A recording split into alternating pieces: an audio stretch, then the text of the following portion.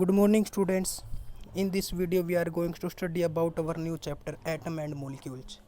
कि एटम्स क्या होते हैं, मोलिक्यूल्स क्या होते हैं। देखो, एटम्स के बारे में अलग अलग थ्योरी आई है। जो पहले वाले जो ग्रीस फिलोसफर थे, जो एंशिएंट इंडियन थे, वो हमेशा मैटर की अनसीन एंड अननोन फॉर्म के बारे में चिंतित थे। जो मैटर की जो डिविजिबिलिटी है, उसका जो आइडिया है वो लगभग 500 BC में आया है। ठीक है, 500 BC में आया है। मैरिसी कनाद एक इंडियन फिलोसफर था जिसने बताया था कि अगर हम मैटर को लगातार डिवाइड करते रहेंगे तो एक स्टेज ऐसी आ जाएगी कि उस मैटर को डिवाइड करना मुश्किल हो जाएगा। जो स्मॉलेस्ट पार्टिकल मिलेगा जो लास्ट स्टेज में, उस पार्टिकल का नाम दे दिया परमाणु।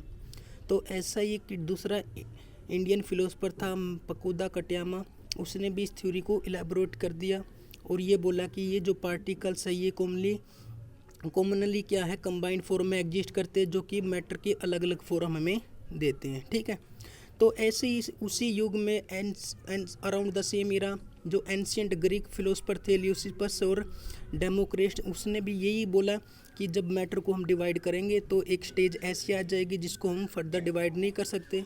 वो क्या है, इंडिविजुअल पार्टिकल, जिसका नाम दे दिया एटम्स। क्या नाम दे दिया? एटम्स। ठीक है, तो आपको पता है कि एटम्स जो हैं वो कंबाइन होते हैं और कंबाइन होने के बाद मॉलिक्यूल या फिर कंपाउंड बनाते हैं। तो इसी बेस पर एंटोनियो एल लैवोसियर ने लॉ ऑफ केमिकल कम्बिनेशन दिए हैं। पहला लॉ ऑफ केमिकल कम्बिनेशन का है law of conservation of mass, कि इस के अकॉर्डिंग क्या है कि मास जो है ना तो नया बनता हो और ना ही नया डिस्ट्रॉय होता है केमिकल रिएक्शन में। एक केमिकल रिएक्शन में जो रिएक्टेंट, जितना हम रिएक्टेंट लेते हैं उतना ही प्रोडक्ट बनता है। ठीक है, ये law of conservation of mass है कि मास can neither be created nor be destroyed in a chemical reaction, कि मास ना तो नया बनता है और ना ही डिस्ट्रॉय होता है केमिकल रिएक्शन में।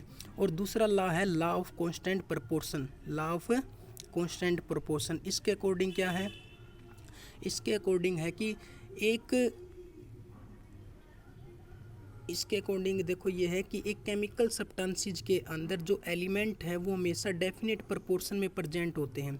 इसका मतलब क्या है, जैसे मैंने यहाँ पर ले लिया H2O, यहाँ पर हाइड्रोजन और ऑक्सीजन दो एटम्स हैं। यहाँ पर हाइड्रोजन कितने हैं, 2 ग्राम, और ऑक्सीजन है 16 ग्राम। यानी कि डेफिनेट प्रोपोर्शन क्या है, अगर एक ये है डेफिनेट प्रोपोर्शन 1:8 वाटर की, वाटर किसी भी सोर्स का हो, हमेशा डेफिनेट प्रोपोर्शन क्या होगी, 1 ग्राम हाइड्रोजन और 8 ग्राम ऑक्सीजन। ये डेफिनेट प्रोपोर्शन का लॉ है कि एक केमिकल सब्सटेंसेस के अंदर जो एलिमेंट हैं वो हमेशा डेफिनेट प्रोपोर्शन में प्रेजेंट होंगे। जैसे यहाँ पर दूसरा एग्जांपल ले लो, NH3।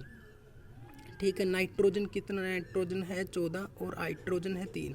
अगर नाइट्रोजन 14 ग्राम है और हाइड्रोजन 3 ग्राम है तब जाके अमोनिया बनेगा। ठीक है, ये डेफिनेट प्रोपोर्शन है। ठीक है, ये था लॉ ऑफ कांस्टेंट प्रोपोर्शन। उसके बाद आता है डाल्टन ने एक थ्योरी, डाल्टन था, जॉन डाल्टन साइंटिस्ट था, उसने भी थ्योरी दी है मैटर्स के बारे में। वो थ्योरी देखो क्या है कि सबसे पहली थ्योरी है every matter is made up of very tiny particle. जो हर एक जो मैटर है वो किसका बना है, छोटे छोटे टीनी पार्टिकल्स का बना हुआ है। किसका बना हुआ है, छोटे छोटे टीनी पार्टिकल्स का बना हुआ है। ठीक है, सेकंड है एटम आर इंडिविजुअल पार्टिकल। जो एटम्स है वो इंडिविजुअल पार्टिकल है जिसको हम फर्दर डिवाइड नहीं कर सकते। थर्ड क्या है,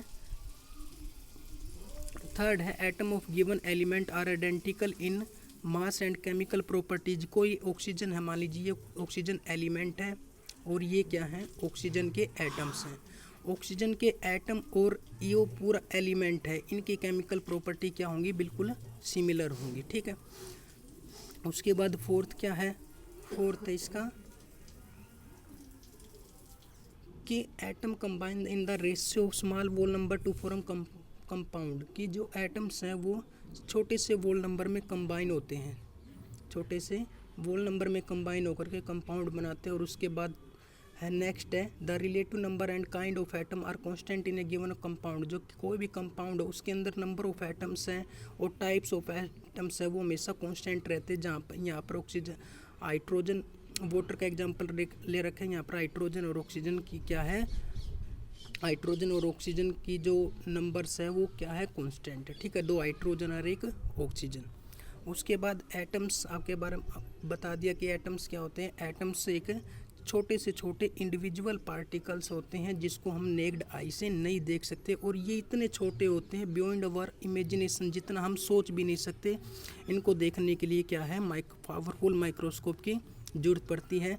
और एटम्स के साइज को मेजर किया जाता है इसमें मीटर में, नैनोमीटर में भी मेजर किया जा सकता है और मीटर में भी मेजर किया जा सकता है। 1 metre is equal to 10⁻9 nanometre, ठीक है। यहाँ पर देखो एटम ऑफ हाइड्रोजन है 10⁻10, मोलिक्यूल ऑफ वाटर है उसका साइज कितना है 10⁻9 मीटर। उसके बाद आंट है, ये है 10⁻2 मीटर्स।